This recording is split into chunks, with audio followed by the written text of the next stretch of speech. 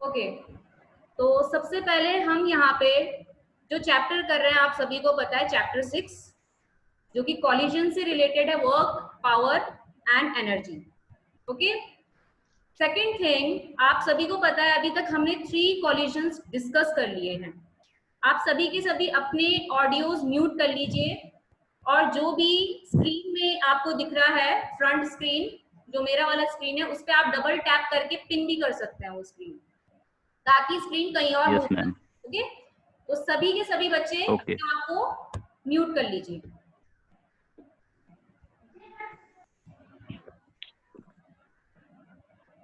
Good morning ma'am. Good morning.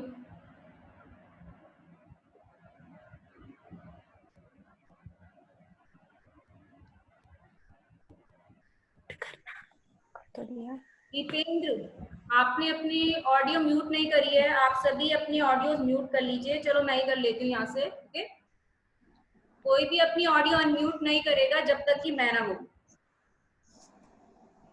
Okay, तो अभी तक हमने 3 कॉलिजन्स डिस्कस कर लिए हैं।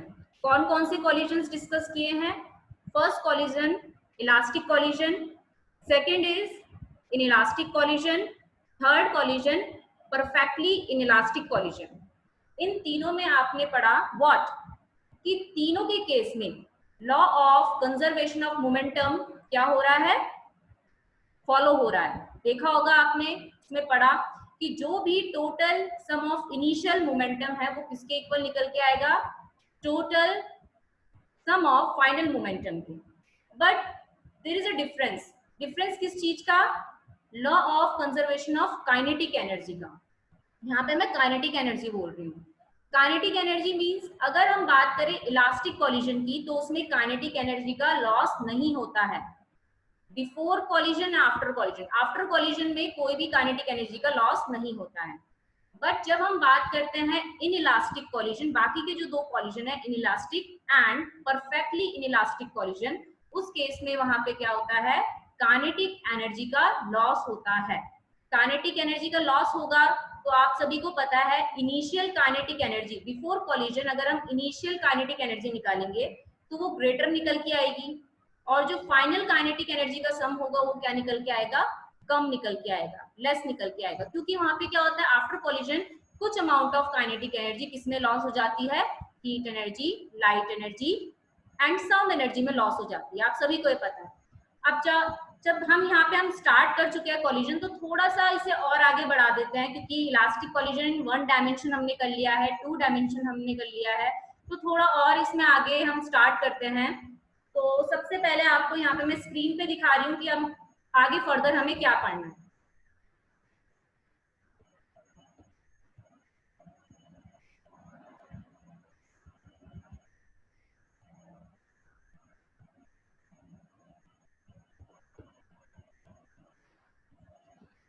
आप सभी को अपनी स्क्रीन में दिख रहा होगा, एक नोट मैंने यहाँ पे प्रोवाइड करा रखा है, यस और नो?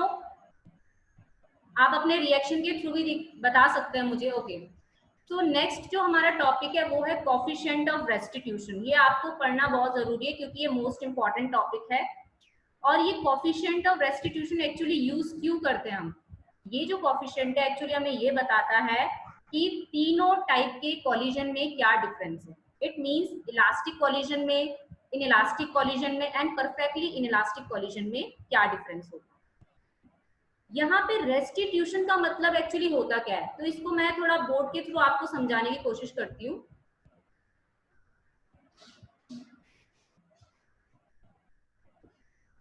तो देखिए यहाँ पे अगर हम बात करें किसकी, कोई एक फ्लोर की, ठीक है, समझ लीजिए एक फ्लोर है,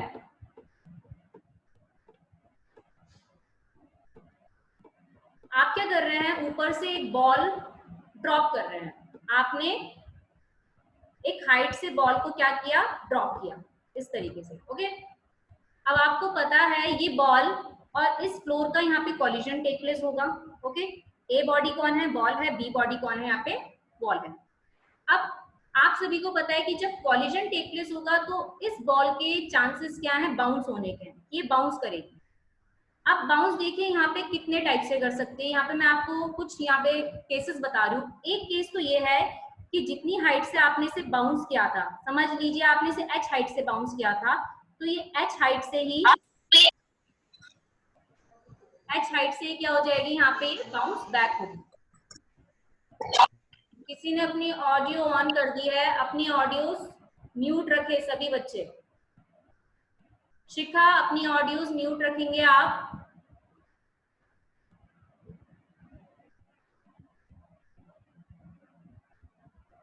शिखा अपनी ऑडियो म्यूट रखेंगे, yes okay.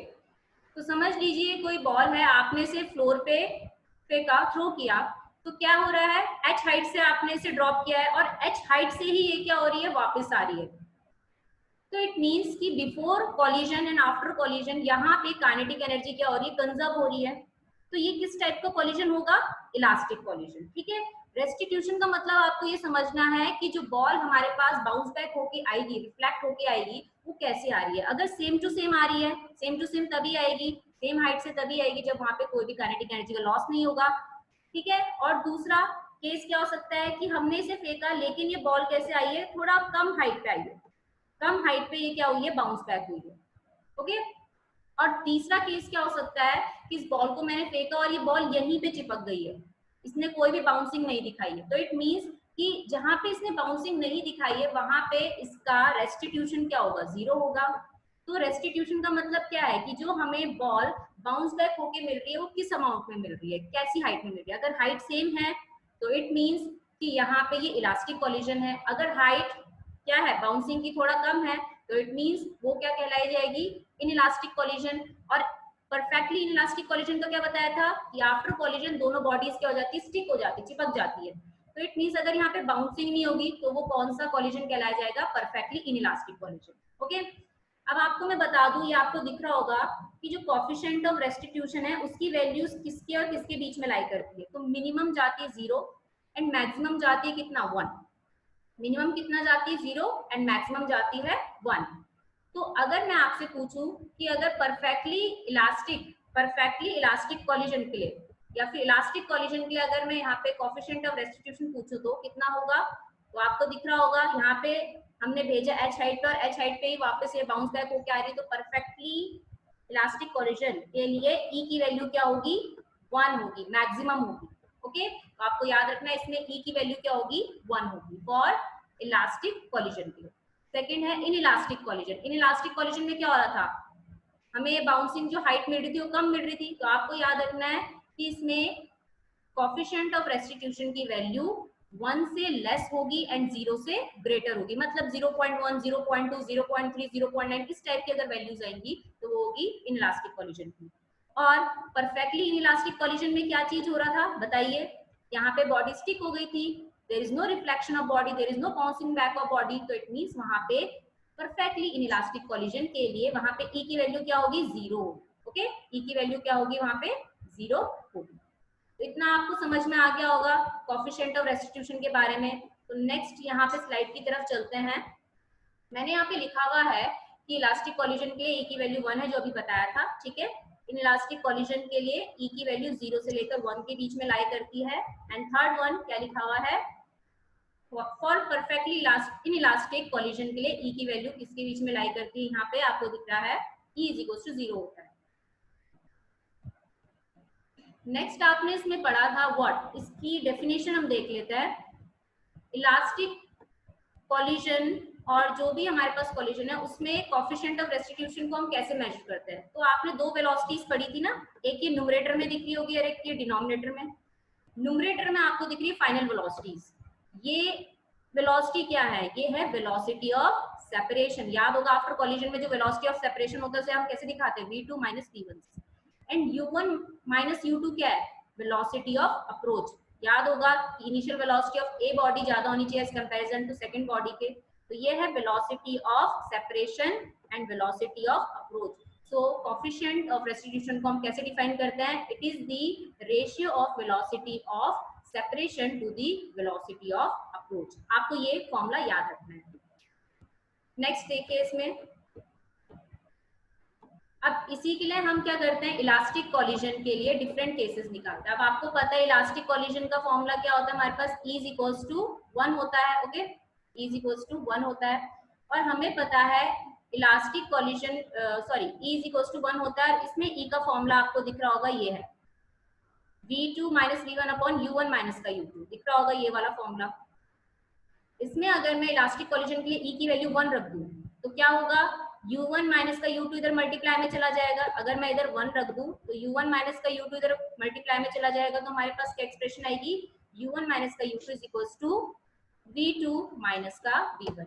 It means for elastic collision के लिए जो वेलोसिटी ऑफ अप्रोच होता है वो इज इक्वल्स टू होता है velocity of separation. Okay, next की तरफ चलते हैं, for an inelastic collision. इसके लिए आपको पता है रेस्टिट्यूशन की वैल्यू, कोफिशिएंट ऑफ रेस्टिट्यूशन की वैल्यू 0 से ज्यादा होनी चाहिए एंड 1 से कम होनी चाहिए। तो हमने यहाँ पे क्या करा, 0 को एज इट इज रखा,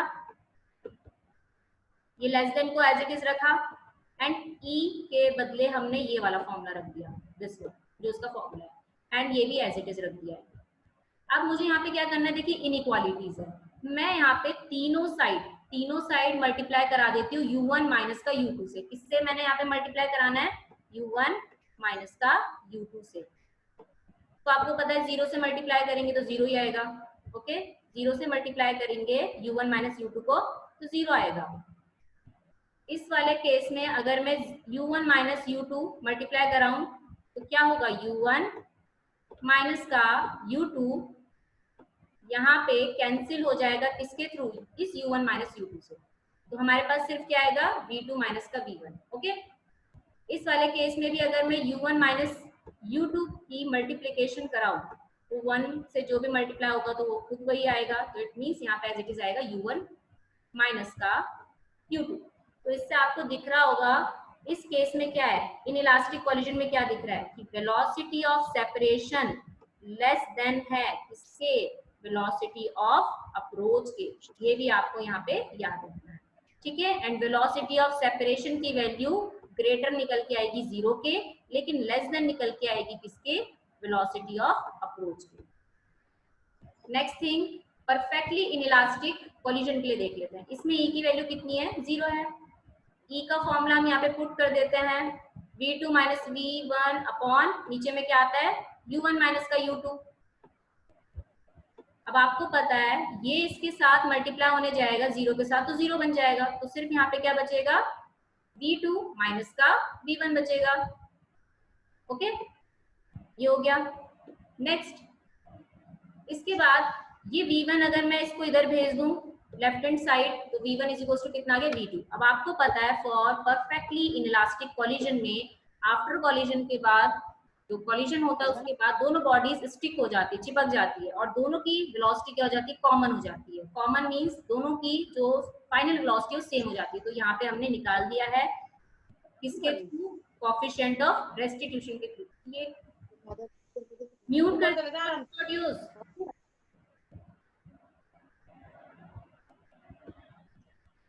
ओके, ठीक है। तो परफेक्टली इनइलास्टिक कॉलिजन में जो कोलाइडिंग बॉडीज हैं उनकी फाइनल वेलोसिटी आपस में क्या हो जाती है, इक्वल हो जाती है। तो हमने किससे प्रूव किया है, कोएफिशिएंट ऑफ रेस्टिट्यूशन के थ्रू। ये जो वीडियो सेशन है आपका 30 to 35 मिनट्स के लिए ही होगा क्योंकि इसमें टाइम लिमिट इतनी होती है जूम ऐप में। नेक्स्ट आता है आपके पास inelastic collision in one dimension. ये ज्यादा लॉन्ग नहीं है, जैसे आपने इलास्टिक कॉलिजन के लिए पढ़ा था वो थोड़ा लॉन्ग था, लेकिन ये ज्यादा लॉन्ग नहीं है। इसमें 2 इक्वेशन आपको यूज करनी है और उसी के थ्रू ही आपके पास फाइनल वेलोसिटीज की वैल्यूज जो भी फॉर्मूला है वो निकल के आ जाएगा। इन इलास्टिक कॉलिजन में भी हमने क्या कर रखा है, वन डायमेंशन में आपको पता है जिसको हम कहते हैं हेड ऑन कॉलिजन। कहीं पे अगर one dimensional collision take place हो रहा है तो उसको हम क्या कहते हैं, हेड ऑन कॉलिजन। तो हमने यहाँ पे क्या ले रखे कंसीडरेशन में, 2 बॉडीज है A एंड B बॉडीज, जिनके मासेस मैंने डिफरेंट ले रखे हैं M1 and M2। A and B bodies है। इनिशियल वेलोसिटी इनकी क्या है, U1 and U2। During collision ये दोनों कोलाइड करी, कौन सा कॉलिजन हुआ, इनइलास्टिक कॉलिजन। इनइलास्टिक कॉलिजन के बाद आपको दिख रहा होगा आफ्टर कॉलिजन इनकी वेलोसिटी V1 एंड V2 हो गई है। ओके, तो ये है कंसीडरेशन। एग्जाम में आपको कंसीडरेशन लिखनी पड़ेगी। जैसे आप इंग्लिश में ऐसे लिखते हैं, आपके दिमाग में कोई भी चीज आती है तो उसे आप क्या करते हैं, इंग्लिश में ऐसे लिख देते हैं अपने थ्रू ही। ऐसे तो नहीं है कि आप क्या करते हैं, रोटिंग मेथड के थ्रू वहां पे लिखते हैं। तो ऐसे ही आपको यहाँ पे याद रखना है कि जो भी आप यहाँ पे कंसीडरेशन लिखेंगे वो आपको लिखनी जरूरी है, उसके भी मार्क्स होते हैं। नेक्स्ट, आपको पता है इन इलास्टिक कॉलिजन में पहली चीज टोटल मोमेंटम कंजर्व रहता है। सो m1u1 plus m2u2 is equals to m1v1 plus m2v2। This is equation first. Next, coefficient of restitution का फॉर्मूला आपको पता है कितना होता है, E is equals to v2 minus v1 upon u1 minus का u2। कितना आ गया होगा समझ में। अब मुझे यहाँ से क्या करना है, मुझे यहाँ पे एक्सप्रेशन में निकालनी है v1 और v2 का फॉर्मूला। तो उसके लिए मैं यहाँ पे क्या कर रही हूँ, इनको क्रॉस मल्टीप्लाई करा के u1 माइनस u2 आपको दिख रहा होगा, इसको क्रॉस मल्टीप्लाई करा के मैं e के साथ भेज दूंगी। तो ये एक्सप्रेशन ऐसे बन जाएगी, देखिए इस तरीके से। Okay, u1 minus u2 e के साथ मल्टीप्लाई हो गया है एंड यहाँ पे राइट हैंड साइड क्या बचा है, v2 माइनस का v1। नेक्स्ट, ये माइनस का v1 है नेगेटिव का, इसे अगर मैं लेफ्ट हैंड साइड लेके जाऊंगी तो ये क्या बन जाएगा, प्लस। ओके, बाकी एज इट इज। ये क्या निकल के आ गया हमारे पास, v2 का फॉर्मूला। अब हमने यहाँ पे क्या करना है, जो भी v2 का फॉर्मूला, देखिए ये जो v2 का फॉर्मूला आ रहा है वो v1 के टर्म्स में आ रहा है। हमें ऐसा फॉर्मूला निकालना है जिसमें v2 v1 के टर्म्स में ना हो, ना ही v1 v2 के टर्म्स। तो इस v2 की वैल्यू हम उठा के कहाँ रख देंगे, जो इक्वेशन फर्स्ट दिख रही है ना, दिस वन, ये वाली इक्वेशन में हम क्या कर देंगे, इसे रख देंगे। अब आपको दिख रहा होगा यहाँ पे m1u1 एज इट इज आएगा इक्वेशन फर्स्ट से, m2u2 एज इट इज आएगा, m1v1 एज इट इज आएगा, m2 as it is, and इस v2 की जगह ये v2 की जगह हो जाएगा ये v1 का, जो v2 की जगह जो भी v2 का फॉर्मूला है यहाँ पे से वो आ जाएगा इस वाले केस में। ओके, इसको थोड़ा इरेज कर देते हैं ताकि थोड़ा ये क्लियर दिख जाए।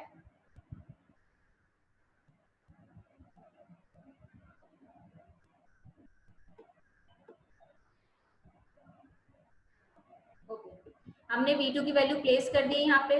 अब आपको प्योर यहाँ पे मैथमेटिक्स करनी है। क्या करना है, m2 को अंदर मल्टीप्लाई कराना है। m2 को अंदर मल्टीप्लाई कराएंगे तो m2v1 आ जाएगा, दिस वन। ऐसे इस m2 को इसके साथ मल्टीप्लाई कराना और इस e को भी अंदर मल्टीप्लाई कराना है, किसके साथ, इस u1 माइनस u2 के साथ। तो दिस वन ये आ जाएगा। ये आप मैथमेटिक्स करना जानते हो अच्छे से। ओके, नेक्स्ट हमें क्या करना है, राइट हैंड साइड हमें v1 को प्लेस करना है, v1 को प्लेस करना है। तो v1 को प्लेस करेंगे तो आपको दिख रहा होगा राइट हैंड साइड में हमारे पास एक है m1v1 और एक कौन सा है, m2v1। ये यहीं पे रहेगा। बाकी जितनी भी चीजें हैं वो कहाँ चली जाएंगी, वो चली जाएंगी LHS में। इसे इरेज कर देते हैं थोड़ा। Okay, not is clear. Okay, इन दोनों से अगर मैं देखूं क्या चीज कॉमन आ रही है, v1 कॉमन आ रहा है। v1 कॉमन आएगा और अंदर क्या बचेगा, m1 प्लस m2। बाकी सब तो हमने साइन चेंज करके लेफ्ट हैंड साइड भेज दिया है। ओके, इस केस में देखिए अब तो यहाँ पे ये किसका ऑडियो खुला हुआ है, आप सभी अपनी ऑडियोज म्यूट करके रखे। नेक्स्ट, हाँ, तो यहाँ पे आपको दिख रहा है m1u1 है और एक है e माइनस का e m2u1। इन दोनों से अगर मैं देखूं कॉमन क्या आ रहा है, u1। अंदर क्या बचेगा इसमें, m1 माइनस का e m2। ओके, नेक्स्ट यहाँ पे m2u2 है and this is e m2u2। इन दोनों में क्या कॉमन आ रहा है, m2u2 यहाँ पे रहेगा कॉमन और अंदर बचेगा यहाँ पे 1, जहाँ पे कुछ नहीं तो 1, और यहाँ पे क्या बचेगा, e बचेगा। ओके, और जो v1 के साथ यहाँ पे क्या था, v1 के साथ यहाँ पे m1 प्लस m2 था, वो कहाँ चला जाएगा, डिवाइड में चला जाएगा। तो ये आ गया हमारे पास v1 का formula. So this is the final velocity of a body. अब बी बॉडी की कैसे निकालनी है, बहुत ही इजी मेथड है। सिमिलरली जहां पे 1 है वहां पे आप क्या रिप्लेस करा देंगे, 2, एंड जहां पे 2 है वहां पे क्या लिख देंगे, 1। आपको कुछ नहीं करना है, सिमिलरली करके लिखना है। जहां पे 1 है वहां पे 2, जहां पे 2 है वहां पे 1। तो v2 की एक्सप्रेशन क्या निकल के आएगी, देख लीजिए,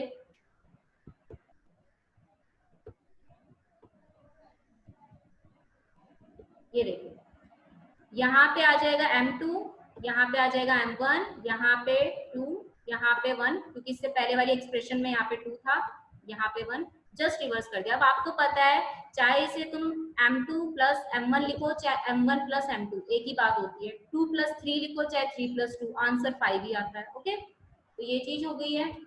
अब देखो एक आती है इंटरेस्टिंग बात, जो यहाँ पे हमने B1 और B2 का फॉर्मूला निकाला वो है इन इलास्टिक कॉलिजन के केस के लिए। लेकिन मैं आपको बता दूं जो ये V1 और V2 का फॉर्मूला निकल के आया है, इसको आप किसमें यूज कर सकते हो, तीनों कॉलिजन्स में यूज कर सकते हो। कैसे?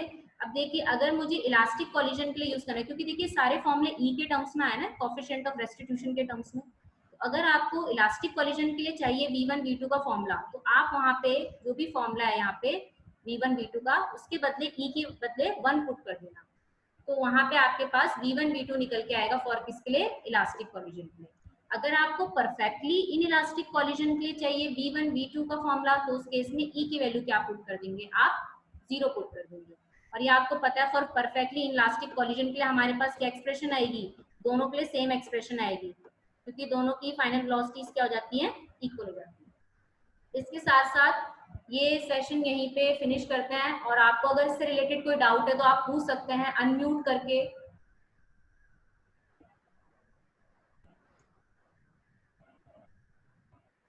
आप अनम्यूट करके कोई भी डाउट पूछ सकते हैं।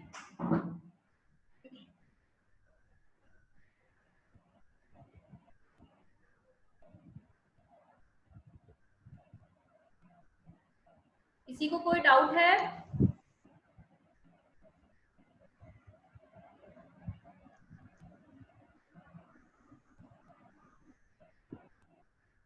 Anyone have an doubt? किसी को कोई डाउट नहीं है? ओके, तो आज के लिए सेशन यहीं पे फिनिश करते हैं।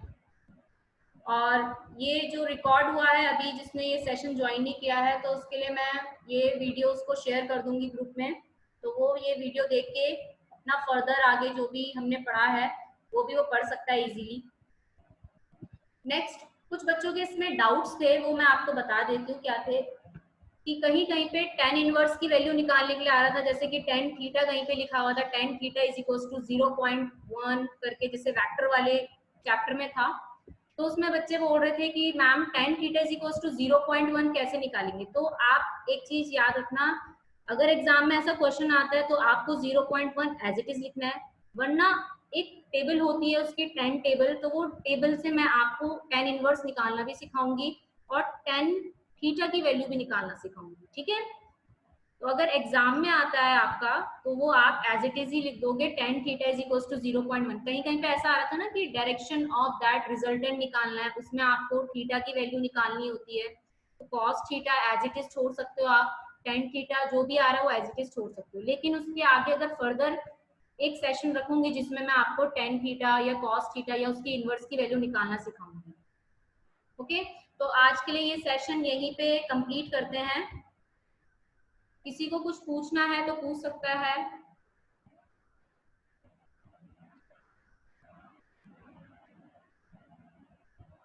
आज टोटल 29 पार्टिसिपेंट्स आ रखे हैं।